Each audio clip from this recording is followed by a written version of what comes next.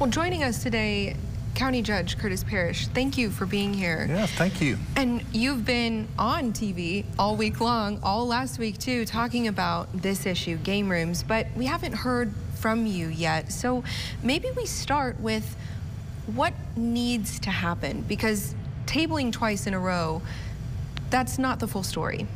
Well, the reason behind the tabling is very simple. We do need, as Mr. Burt pointed out, we do need to give the Sheriff's Department, the DA's office, all of these people enough time to work on a workable solution to the game room problem that we have. The proposal as submitted, I don't know how much that's going to cost the taxpayers. Sure. For instance, how much resources financially do we need to give to the Sheriff's Department and the DA's office to prosecute and to enforce this particular ordinance? So the reason for tabling it was so that we could go through the budget process this summer. September the 11th is actually the day we pass the budget for the county for the next fiscal year. It is coming.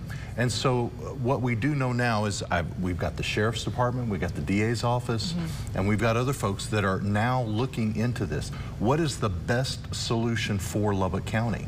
And remember, what we're doing is we're trying to legalize something that by its very nature is illegal. So we've got to be very careful. We've got to tread very carefully. And I want to know, as a fiscal conservative, what is this going to cost Lubbock County? So jumping into an ordinance, talk with me a little bit about that. Had this passed, what would the next step be? Well, and understand, Jen, that this ordinance as written would only take effect January 1st of 2024. So you're still within that confine. Well, we're still passing something doesn't solve the problem tomorrow. And I think that's kind of a misnomer, or at least some misinformation that's been out there. We pass this and the game room shut down tomorrow. Well, that's not true. And even in other counties around the state that have also had to deal with this, isn't just a Lubbock issue. Sure. You know, I talk to county judges all over the state, and they have these same problems that we're having in Lubbock. Really what we need to do is look to Austin. Can the Texas legislature give us some relief? How can we make our state laws easier for our local officials to enforce? What penalties can we put on from the state level that would affect these game rooms? And again, it's not just Lubbock. It's all over. It's all over the South Plains. It's all over East Texas. And even in our large urban areas, we're seeing lots of these game room problems. So this isn't just a Lubbock issue. So we're looking for solutions that will not be just a Lubbock solution.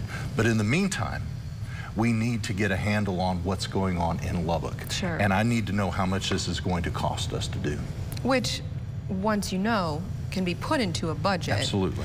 So talk with me a little bit about the statewide need here. I mean, do you need a definition of a game room? Do you need them to be outlawed? I mean, what does a statewide look like in terms of an actual policy from lawmakers? Well, you remember just in Texas history a few years ago, we made lottery legal.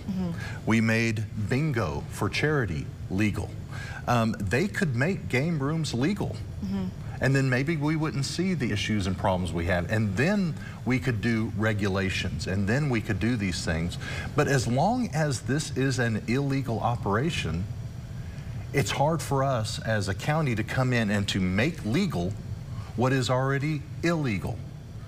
And I'll tell you something simple that the state could do that I wish they would do is enhance the penalties. Okay. Right now, we're talking just a misdemeanor offense.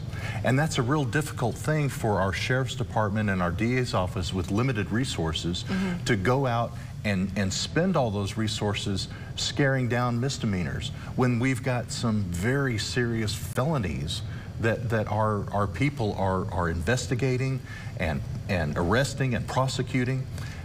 It's almost they don't have the resources to go out and take care of these misdemeanors. Sure. So have the state come back and say these illegal gambling operations, they're felonies and not misdemeanors. And I bet you're going to see a lot less game rooms when it's a felony and not just a misdemeanor. There's something about accountability that just stops people in their tracks, right?